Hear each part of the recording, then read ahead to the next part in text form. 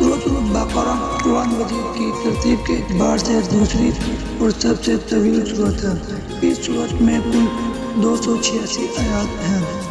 سورۃ البقرہ کا آغاز حروف مقطعات سے ہوتا ہے۔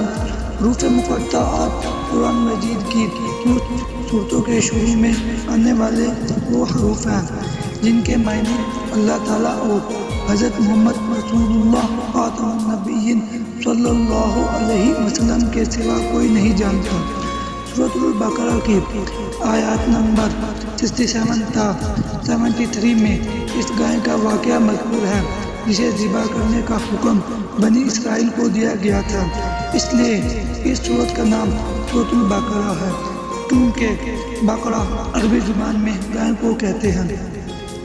اس واقعہ میں بہت سی حکمتیں ہیں، جن میں سے ایک اہم بات یہ ہے کہ اللہ تعالیٰ انسانوں کے مر جانے کے بعد انہیں دوبارہ پیدا کرنے پر مکمل قدرت رکھتا ہے۔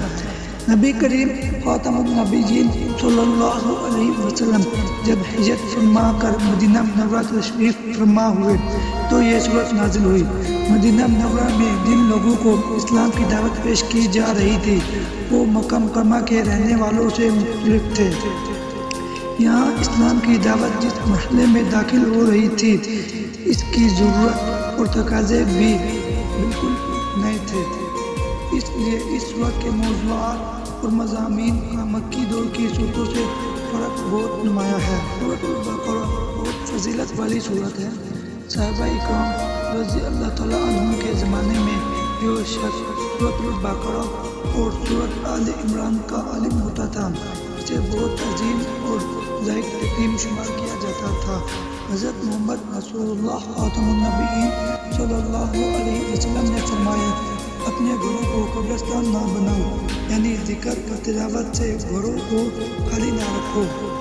بے شک شیطان اس گھر میں داخل نہیں ہوتا جس میں سورۃ البقرہ کی تلاوت کی جائے۔ نبی کریم خاتم النبیین صلی اللہ علیہ وسلم نے فرمایا، ہر چیز کی ایک چوٹی ہوتی ہے اور قرآن مجید کی چوٹی سورۃ البقرہ ہے۔ حضور اکرم خاتم النبیین صلی اللہ علیہ وسلم نے فرمایا، سورۃ البقرہ پڑھا کرو، اس کے پڑھنے میں برکت، چھوڑنے میں حسد اور بدنصیبی ہے، اور اہل باطل، جادوگر، کاہن، مکار لوگوں کا اس پر بس نہیں چلتا، یعنی ان کا فریب اثر نہیں کرتا۔ سورۃ البقرہ قرآن مجید کی 7 طویل سورتوں میں سب سے بڑی سورت ہے۔ ان سورتوں کے متعلق نبی اکرم خاتم النبیین صلی اللہ علیہ وسلم نے فرمایا، جس نے قرآن مجید کی 7 طویل سورتوں کے علم کو حاصل کر لیا وہ بہت بڑا عالم بن گیا۔